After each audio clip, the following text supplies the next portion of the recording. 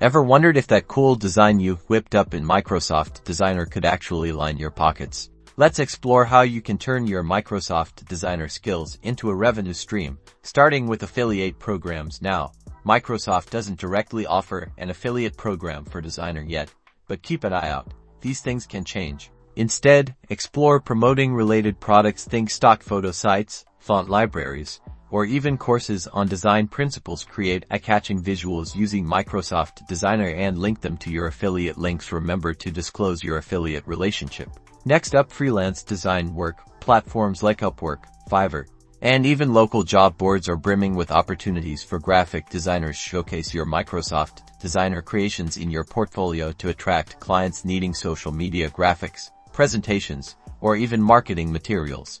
Another avenue is selling templates. Think social media templates, resume templates, presentation decks. Design these in Microsoft Designer, package them attractively, and sell them on platforms like Etsy, Creative Market, or even your own website if you have one. Remember to price your templates competitively, promote them effectively, and provide excellent customer service. Combine these strategies, stay creative, and watch your Microsoft Designer skills transform into a money-making machine. Don't forget to like and subscribe for more tips on online earnings.